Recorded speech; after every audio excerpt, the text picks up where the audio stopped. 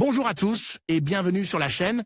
Je suis Gabriel Fontaine et ici on parle auto sans prise de tête. Conseils pratiques, explications techniques, accessibles et réponses claires à vos questions de tous les jours. Que vous soyez débutant ou passionné, vous allez trouver ici de quoi mieux comprendre et entretenir votre voiture. Pensez à vous abonner, à laisser un petit like et restez avec moi jusqu'à la fin de la vidéo. Chaque détail peut faire la différence. Avant de pouvoir obtenir un permis de conduire, le candidat doit démontrer les compétences cliniques et de formation minimale requises pour l'obtention du permis de conduire. En termes de formation, les connaissances sont évaluées au moyen d'un double examen, l'examen théorique DGT et l'examen pratique. En Espagne, l'organisme charge de l'évaluation et de la délivrance du permis de conduire est la Direction générale de Trafico. C'est cet organisme qui, conformément aux dispositions légales régies par le décret royal 818/2009, du 8 mai, qui approuve le règlement général des conducteurs, réglementer la procédure d'obtention des permis des catégories AM, A1, A2, A, B et B+E, ainsi que leur validité temporaire. De quoi ai-je besoin pour passer l'examen DGT? Selon le cadre actuel, les conditions requises pour pouvoir passer l'examen du permis de conduire sont les suivantes: résider en Espagne, les étrangers non ressortissants de l'UE doivent justifier d'une période de résidence préalable dans le pays d'au moins 6 mois. Ne pas être privé du droit de conduire des véhicules par décision judiciaire ou faire l'objet d'une suspension ou d'une intervention administrative. Présenter les aptitudes psychophysiques requises. En cas de limitation ou de handicap, il est possible d'obtenir un permis de conduire ou un permis spécial. Avoir l'âge minimum requis. En outre, vous devez présenter le formulaire officiel de demande d'examen d'aptitude qui donne accès à l'examen de la DGT, le rapport clinique, appelé rapport psychotechnique, le talon photographique original et la preuve du paiement des taxes ou une carte de crédit. Si le paiement de ces taxes est effectué en personne au bureau de la circulation. Maintenant que vous savez tout sur l'examen de la DGT, nous vous invitons à consulter notre article sur le permis de conduire proprement dit, son coût, la manière de se le faire délivrer, un duplicata ou un renouvellement, etc. Modèle prix de vente conseil sans réduction Carwo Volkswagen Tiguan 30 705 €. Comparez les offres Peugeot 5008 32 500 €.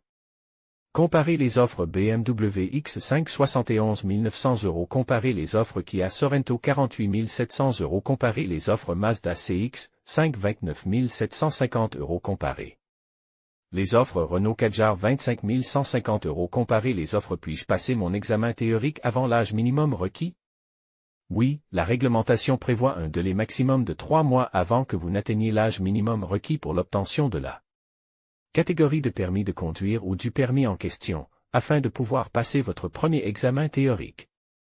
Comment se préparer à l'examen de conduite? La DGT rappelle que, bien qu'elle recommande une formation formelle dans l'un des centres d'enseignement, c'est-à-dire les auto-écoles, il est possible de passer l'examen de la DGT par ses propres moyens. Qu'il s'agisse d'une formation formelle ou d'un apprentissage autodidacte, le candidat doit remplir les conditions mentionnées dans la section précédente pour pouvoir se présenter aux épreuves du permis de conduire de la DGT. Comment passer l'examen DGT? La demande de candidature peut être faite par l'intéressé ou déléguée à d'autres personnes. Si le demandeur se présente en personne, il peut le faire en remettant les documents au siège de la circulation ou au bureau concerné. Ou il peut utiliser la voie télématique via Internet par le biais du registre électronique, pour lequel une carte d'identité électronique ou un certificat virtuel ou des informations d'identification centilitres@av sont nécessaires. Dans le cas d'une représentation, toute personne autorisée à agir au nom de l'intéressé peut présenter une demande, sous réserve de l'enregistrement d'une procuration, mais ce sont également les écoles de conduite qui peuvent présenter les demandes des élèves que elles forment et qui le font généralement. Combien coûte l'examen du permis de conduire de la DGT? En fonction de la catégorie, les frais sont les suivants: examen du permis de conduire, cyclomoteur, moto, voiture, camion ou autobus. Tarif 2,1, 93,12 €. Obtention du permis A. Avec l'obtention du permis moto A2 depuis plus de 2 ans, tarif 2,3, 28,58 €. Permis pour les véhicules pour personnes à mobilité réduite, LCM, et les véhicules agricoles automoteurs spéciaux, LVA, taxe 2,2, 44,14 €. Rétablissement de la licence après une perte de validité, taxe 2,3, 28,58 €. Rappelons qu'il s'agit des frais que Trafic applique à chaque processus d'évaluation, en aucun cas du coût d'obtention du permis de conduire, ni du prix du test psychotechnique. Ces montants sont fixes et appliqués par les entreprises qui gèrent ces activités. Combien de fois puis-je passer le test DGT? Le paiement de la redevance vous permet de vous présenter 2 fois à l'examen du permis de conduire. En cas de double échec, soit à la même épreuve, soit à des épreuves différentes, le candidat doit introduire une nouvelle demande et payer une nouvelle redevance. La demande n'est pas limitée à un nombre maximal de tentatives. En revanche, s'il s'agit d'un examen visant à récupérer le permis après la perte de sa validité, il y a 3 convocations. La première partie de l'évaluation qui permet la délivrance du permis correspond à ce que l'on appelle l'épreuve théorique de la DGT.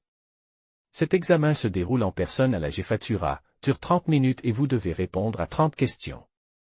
Que vous vous prépariez à votre première épreuve ou que vous ayez déjà de l'expérience, nous vous recommandons de visiter le site web de la DGT où vous pourrez consulter les modèles d'épreuves théoriques pour l'examen de conduite qui sont utilisés, ainsi que vous entraînez avec eux en cliquant sur ce lien et aussi ceux qui figurent dans le magazine de la DGT. Conseils pour réussir l'examen pratique du permis de conduire. Après la réussite de l'examen théorique, l'examen pratique de conduite sera la deuxième et dernière épreuve pour l'obtention du permis de conduire. Afin d'affronter cette épreuve avec plus de garantie, la DGT a publié un guide des bonnes pratiques pour l'obtention du permis de conduire de catégorie B dont nous vous recommandons la lecture. Il couvre les points clés avant, pendant et après l'obtention du permis, depuis le choix de l'auto-école et la durée des cours pratiques, jusqu'aux valeurs qu'un centre de formation doit offrir et à son implication vis-à-vis de vous et de la sécurité routière. Comment se garer correctement en ligne et comment se garer correctement en batterie sont quelques-unes des raisons qui peuvent nous amener à échouer à cet examen.